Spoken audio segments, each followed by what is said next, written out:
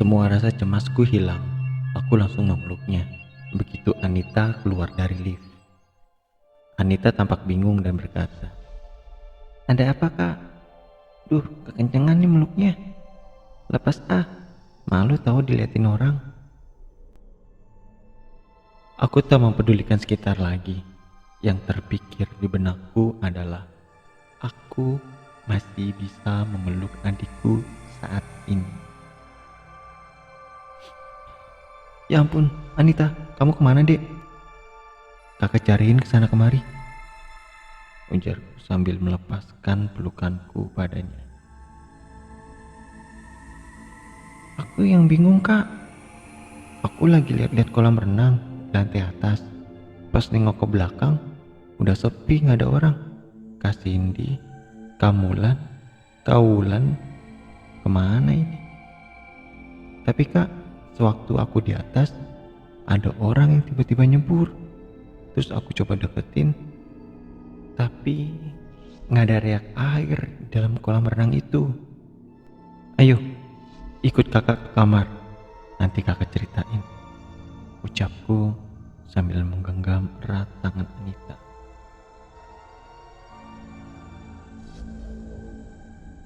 Aku membuka pintu dan menghampiri Wulan dan Mulan. "Anita, kamu nggak apa-apa kan?" Mulan menghampiri dan membelai rambut Anita. "Mulan, tolong ambil air putih." "Iya, Kak Mulan." Mulan pun mengambil segelas air dan menyerahkan ke Mulan. "Ini Anita, minum dulu." "Ini ada apa sih?" ucap Anita yang kebingungan sambil meminum segelas air putih. Aku mencoba menjelaskan kembali peristiwa di lift pada Anita. Sebenarnya, sewaktu kita turun dari lift, kamu itu ada di dalam lift dan turun bersama kami. Tapi begitu sampai kamar, ternyata hanya aku, Wulan, dan Mulan. "Ya ampun, yang bener Kak, aku di atas cuma sebentar, tapi kenapa kalian langsung gak ada?" Anita menjelaskan dari sudut pandang dia. "Aku langsung turun aja ke bawah. Begitu sampai bawah, Kak Cindy langsung memelukku sampai gak bisa nafas." Anita melanjutkan ceritanya.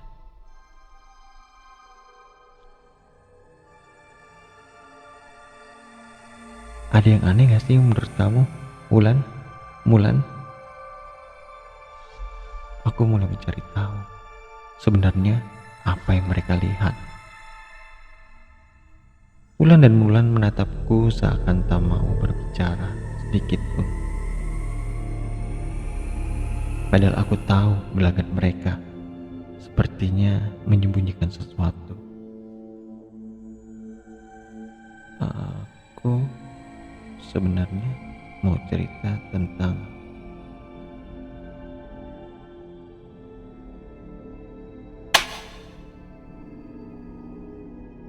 aku menulis sekitar. Kayak ada barang yang jatuh ya, ungkapku sambil menghampiri sumber bunyi tersebut. "Kak, mau kemana?" kata Anita. "Ayo, ikut aja." Belum sempat melanjutkan ceritanya, aku lihat Mulan menutupi mulut Wulan dan sambil menggelengkan kepala seperti memberi isyarat jangan cerita apa-apa. Bersamaan itu pula sumber suara barang terjatuh terdengar keras. Oh iya, aku mendapat room dengan luas 45 meter persegi dengan konsep seperti apartemen. Ada televisi, sofa, kulkas. Nampak seperti ruang tamu. Dan untuk ruang kamar berada di sebelah ruang tamu tadi. Nah, sumber suara barang jatuh itu berada di dalam kamar. Aku membuka pintu kamar secara perlahan dan menemukan sebuah vas bunga terjatuh dari meja. Namun vas bunga tersebut tidak pecah. Aku mencoba menjatuhkan vas bunga itu dari atas meja dan aku kaget. Ternyata sewaktu vas bunga terjatuh tidak terdengar suara apapun karena lantai ruangan ini full karpet.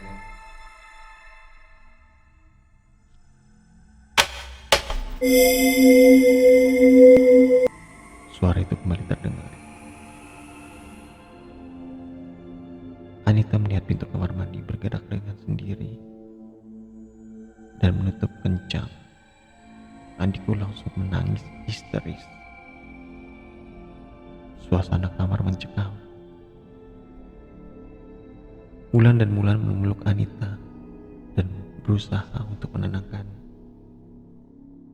Anita, kamu kenapa? Coba ceritakan kepada Kak Wulan, kata Wulan. Tenang dek, tenang. Tarik nafas, buang. Tarik nafas, buang. Mulan ikut menenangkan Anita. Aku menaruh vas bunga di meja dan ikut mencoba menenangkan adikku.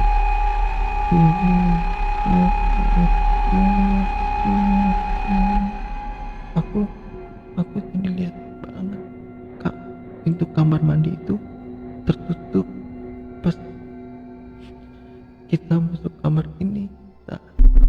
Tapi barusan aku lihat pintu terbuka sendiri dan langsung tertutup dengan kencang.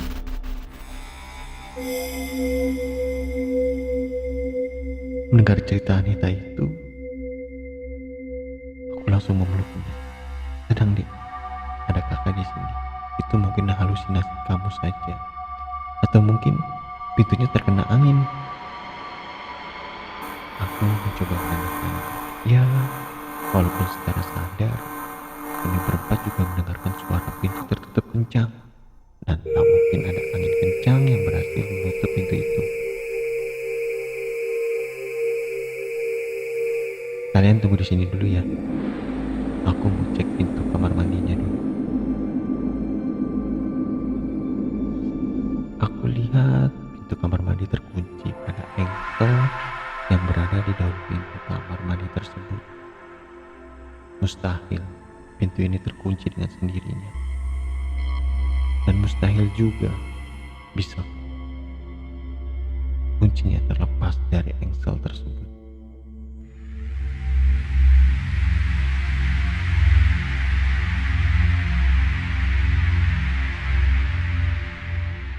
Aku langsung mencoba membuka kunci engsel tersebut dan mempraktekkan. Tapi begitu mencoba dan membuka pintu tersebut, ada tiupan angin di belakang leherku. Aku langsung menoleh sambil melihat ke arah adik dan sepupuku. Mereka jauh dari tempatku berdiri. Tidak mungkin mereka yang meniup. Wulan berdiri dan menatapku heran serta melotot.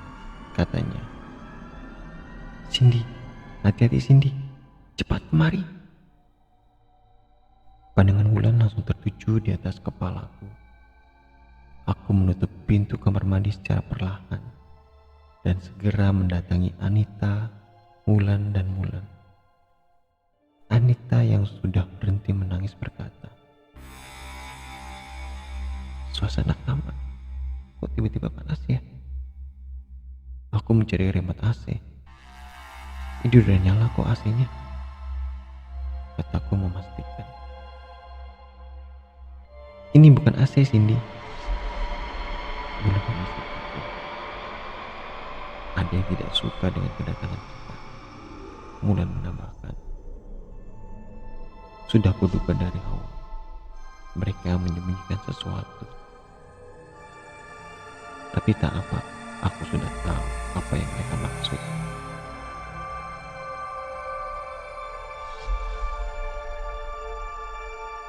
Setengah teriak aku berkata, "Kami hanya menginap di sini semalam. Kami mohon, jangan ganggu kami." Wulan menarikku dengan berat. "Kamu sudah gila. Dengan kamu begini, kamu disangka sok jago dan menantangnya." Aku segera menghubungi resepsionis melalui telepon kami untuk pindah kamar dan tidak mau menginap di kamar ini. Namun yang didapat tidak ada kamar yang tersedia. Semua kamar full book saat itu. Aku menutup teleponnya.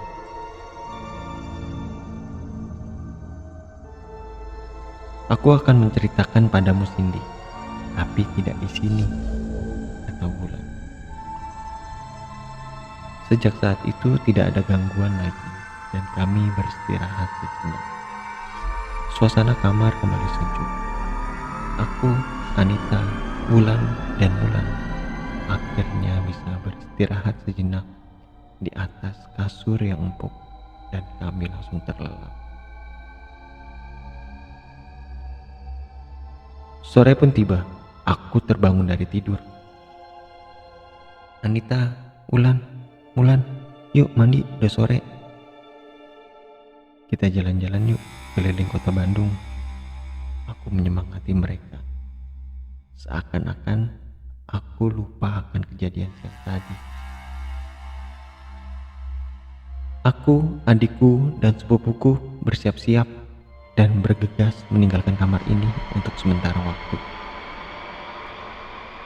Kami menikmati indahnya kota Bandung dan melupakan segala pikiran tentang hantu di penginapan kami. Tak terasa, matahari meninggalkan tugasnya. Bulan serta ribuan bintang menemani kami kala itu. Kami memutuskan untuk berkunjung ke sebuah kafe dengan pemandangan lampu kota nan indah dan jauh dari penginapan kami. Sin, kamu mau dengar gak? Apa yang aku lihat dari pertama kali kita datang di penginapan itu? Ucap Mulan. Aku sambil meminum segelas kopi susu panas untuk menghangatkan badan ini. Oh iya, sebenarnya apa yang kamu lihat? Aku meneruskan. Anita menegakkan badannya dan berkata, emang ada hal ganjil yang berada di penginapan itu? Kamu kan rasain sendiri sampai nangis-nangis karena ketakutan, sambung Wulan. Ya juga sih. Lalu, tutur Anita. Mulan melirikkan mata ke Wulan dan Wulan menganggukkan kepalanya, seolah memberikan izin untuk bercerita tentang hal tersebut.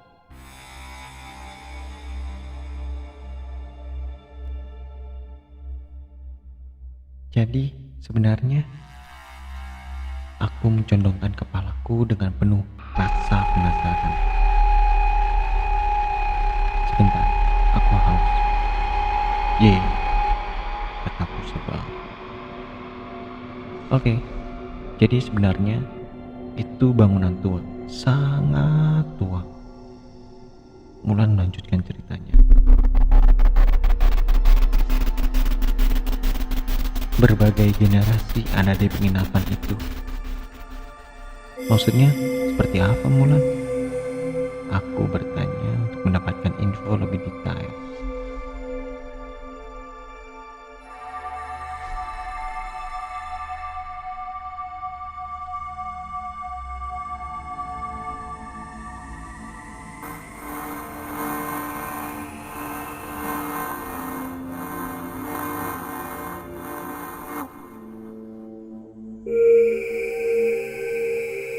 Jadi, aku dan Wulan pertama kali datang melihat pejuang dengan baju tentara lengkap. Aku melihat makhluk hitam besar yang berkuasa di sana. Dan anehnya lagi, Wulan menghentikan ceritanya dan menatap Wulan kembali. Sudah ceritakan saja. Di sini kan udah aman. ucap Wulan. Aku tahu, kamu aja yang lanjutin. Kamu kan juga lihat, kata Wulan sambil menepuk jus alpukat yang dia pesan. Ih, ya sudah aku lanjutkan. Kamu tahu Cindy, kenapa aku, Mulan, dan Anita tidak mau menaiki lift tersebut? Ujar Wulan.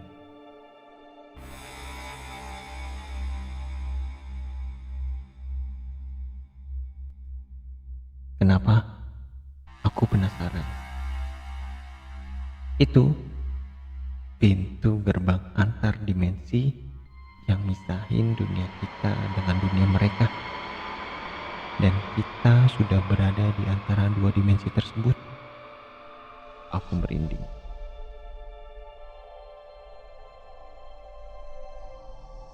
Oh, yang Kak Wulan bisikin aku dan bujuk aku biar Kak Cindy nggak naik lift itu. Dan kamu bilang kalau nggak salah lift itu lampunya sering hidup dan nyala ya? Mulan menambahkan cerita dari Anita.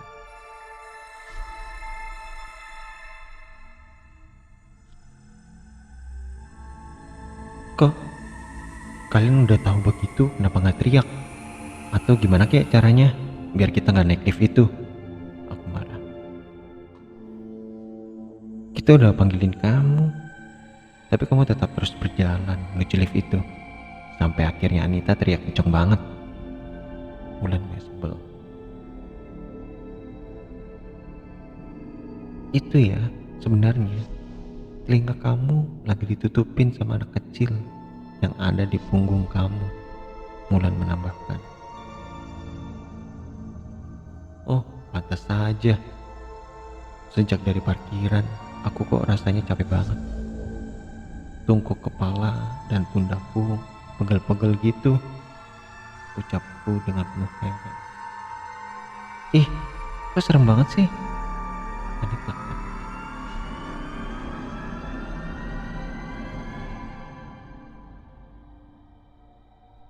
Terus, kan kita akhirnya naik lift tuh. Pas sampai di lantai atas, aku lihat ada seorang pemuda basah kuyup dan menggigil kedinginan. Terus tiba-tiba lenyap gitu aja. Mulan mulai bercerita lagi. Oh gitu, pantas saja. Aku lihat mereka saling cubit. Ternyata dugaanku benar. Aku dalam hati sambil mendengarkan cerita Mulan. Apa jangan-jangan orang itu yang aku lihat di kolam renang tiba-tiba menyemburkan diri dan hilang. Lalu seketika airnya menjadi tenang. Nggak ada riak air sama sekali, kata Anita.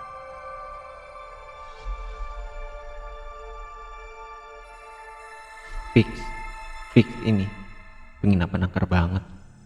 Kayaknya kita harus langsung pulang ke Jakarta deh. Aku mulai was-was dan ketakutan. Kamu mau tahu lebih detail lagi nggak apa yang kami lihat? Mulan sangat bersemangat menceritakan kejadian demi kejadian siang itu. Oke, lanjutin aja. Terus aku mau tanya deh, sewaktu kita turun dari lift, itu benar-benar Anita kan?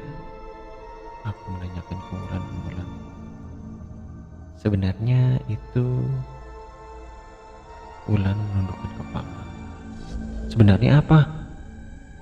Aku mulai semakin penasaran. Itu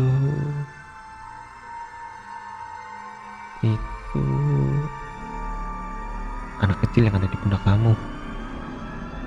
Aku kaget setengah mati, merinding. Wah, nggak tahu lagi deh ini. Udah campur aduk banget. Ternyata dunia lain itu ada. Aku sesekali menampar dan mencubit pipiku, merasa tidak percaya. Kok kalian gak bilang sih? Kataku. Anak kecil itu menoleh ke arah kami dan menaruh jari telunjuk di depan mulutnya, isyarat bahwa kami harus menutup mulut. Mulan menjelaskan lebih detail. Oh my god. Aku menutup mukaku dengan sebelah tangan dan minum kopi susu yang sudah dingin.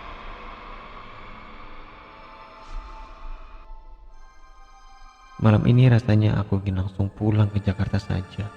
Aku sudah tidak berani lagi datang ke penginapan itu.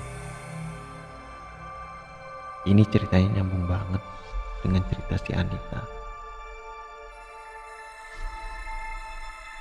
Terus, yang sewaktu aku buka pintu,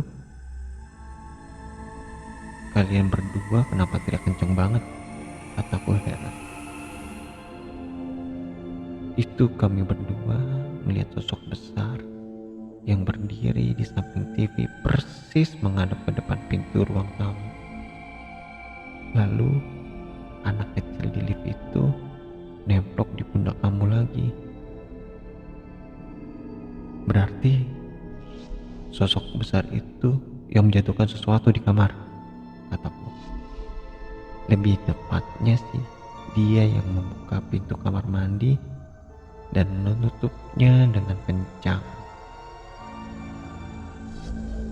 Iya Kak Cindy, sebenarnya waktu Kak Cindy mendekati pintu kamar mandi itu, aku pengen bilang jangan ke sana Kak. Tapi mulutku seperti dibungkam. Makanya aku cuma bisa nangis histeris saja. Anita melanjutkan. Yang seperti itu energinya sangat kuat, Sin. Makanya, sehabis kamu bilang jangan ganggu kami, yang aku takutkan nih, mereka akan menyerang kita. Tapi untungnya gak ada respon apa-apa dari mereka. Cuma setelah itu kan, kita langsung tidur tanpa mengganti pakaian dan melepaskan sepatu kan? Iya juga sih, kataku.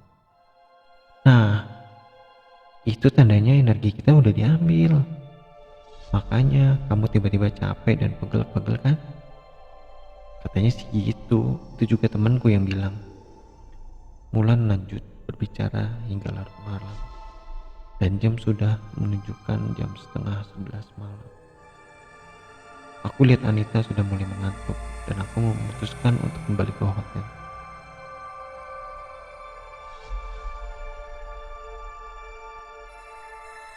Sesampainya kami di hotel, aku dan yang lain naik ke kamar melalui tangga. Lumayan capek juga pastinya, gara-gara lift cuma satu dan di ujung lorong itu lift yang lain lagi diperbaiki. Aku mulai membiasakan diri dengan hal-hal yang berada di sini. Mulan dan Wulan juga begitu. Sepanjang jalan menuju kamar kami, Anita menggenggam tanganku kencang sekali, takut ditinggal seperti siang tadi. Aku lihat jam sudah menunjuk angka 12 malam. Setibanya di lantai 5, aku menatap betapa panjangnya lorong ini. Emang lebih asik dan gak gampang capek, ya cuma naik lift itu aja. Karena letaknya berada persis di dekat kamar kamu. Bacaan doa tak putus dari mulutku. Karena suasana semakin larut, entah dalam suasana seperti apa di lorong ini, seperti ada kabut halus.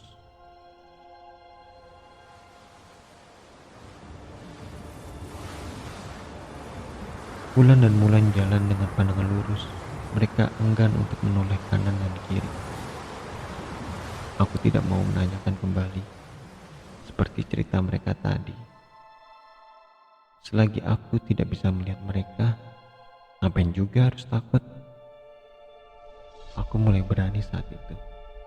Namun semua berubah ketika ada suara bunyi langkah kaki. Semakin dekat, semakin dekat, dan hilang begitu saja. Aku langsung lari melepaskan tangan Anita, lalu mendahului Wulan dan Mulan. Iya sih, rasa halusinasi bercampur rasa takut menghampiri gitu aja. Kadang berani, kadang juga takut. Aku sampai di depan pintu kamar. Permisi, selamat malam. Aku sambil membuka pintu. Sejauh ini baik-baik saja. Tak ada gangguan apapun. Jangan sampai digangguin lagi deh. Tiba-tiba, Mulan langsung cepat membuka pintu tersebut. Tapi tidak ada siapa-siapa. Lalu menutup pintu kembali. Tak lama kemudian, suara mengetuk kembali terdengar.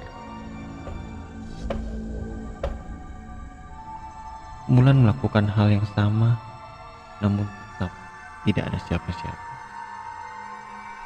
Dan menutup pintu kembali. Aku, Anita, dan Wulan berada di kamar. Dan Mulan masih penasaran dengan siapa yang mengetuk pintu itu. Pintu itu berbunyi lagi.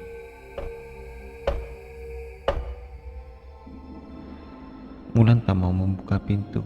Dia hanya mengintip dari lubang pintu hotel. Dan ternyata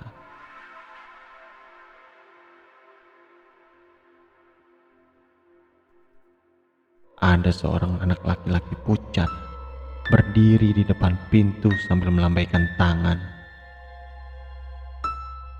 Mulan langsung lari ke kamar dan menceritakan padaku. Kami berempat saling berpelukan di atas tempat tidur. Pintu yang menghubungkan antara tempat kami tidur dan ruang tamu terbuka lebar. Aku memberanikan diri untuk menutup pintu tersebut. Setelah pintu tersebut ditutup, terdengar suara sayup-sayup di ruang TV. Seperti ada sebuah percakapan. Anita menutup telinga, Wulan dan Mulan mengikutinya. Aku mencoba mengintip melalui sela-sela pintu dan tidak ada apa-apa. Mungkin karena jarak pandangku yang tidak luas.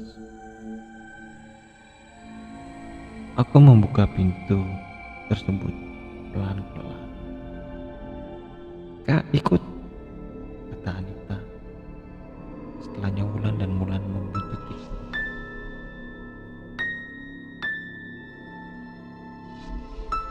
"Kok kamu jadi takut gini?" kataku kepada Wulan dan Mulan. Sebenarnya dari awal aku tidak mau cerita ke kamu, Sin, karena disuruh sama penunggu di sini. Tapi aku nggak tahan dan mungkin konsekuensinya seperti ini. Makanya aku jadi takut, ujar Mulan. "Iya benar yang dibilang Mulan." Mulan menimpali. "Astaga kalian ini, tau gitu nggak usah cerita." Aku kesal. Pintu terbuka. Kami kaget setengah mati dengan apa yang kami lihat. Televisi tiba-tiba dalam keadaan nyala, kulkas terbuka, dan teko listrik dalam keadaan on, tapi tidak ada air di dalamnya. Ini sih gangguannya parah banget. Mau berpikir positif kayak gimana juga tetap gangguan dari mereka. Wulan dengan berani mematikan televisi dengan mencabut kabel TV dari stop kontak. Anita merengek minta pulang malam itu juga. Mulan menutup kulkas. Kami semua masuk kamar dan mengunci pintu. Kayaknya kita harus pulang malam ini juga deh. Aku mulai berdiskusi dengan yang lain. Mereka meminta untuk pindah kamar saja karena sudah larut malam. Aku bersikukuh untuk pulang malam ini juga. Ketika itu juga, pintu antara tempat tidur dan ruang tamu terbuka dan tertutup kencang. dan ada bayangan hitam besar yang merambat melalui kaca pintu, bergeser ke kiri, melalui dinding kamar, dan berhenti tepat di depan kami. Aku dan yang lain hanya bisa mematung. Ayat-ayat doa tidak bisa kami ucapkan. Sungguh, aku serasa berada di dalam film horor. Oke, kami akan pergi malam ini juga, ucap Wulan, seolah berbicara dengan makhluk itu. Tak lama, makhluk itu menghilang dan lenyap. Kami bergegas membereskan barang-barang dan pergi dari kamar itu. Ketika Mulan hendak menutup pintu, terlihat sayup-sayup seorang anak kecil yang sedang melambaikan tangan. Setelah itu, kami berlari menuju resepsionis untuk mengembalikan kunci. Aku mengembalikan kunci ke resepsionis dengan penuh ketakutan. "Ada apa, Mbak? Kok takut banget?" ujar resepsionis itu. Aku hendak menjelaskan dengan apa yang terjadi sesungguhnya, tapi mulutku ditutup dan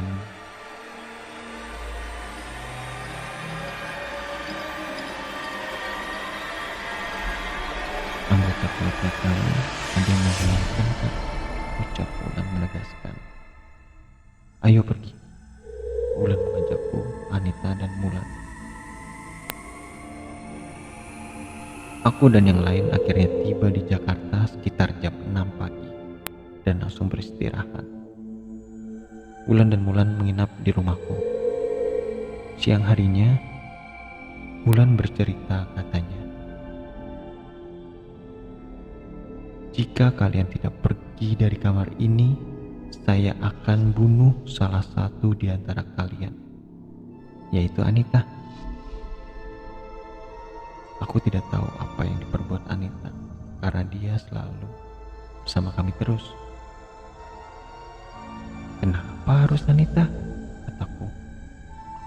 "Iya, karena dia mungkin mirip dengan orang yang membunuh si makhluk itu dulu." Bulan menjelaskannya lagi.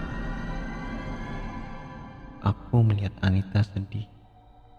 Untung aku bisa cepat-cepat langsung pulang dengan yang lain. Sungguh, pengalaman yang gak bisa aku lupain. Mudah-mudahan selanjutnya Anita tidak diikuti dimanapun dia berada.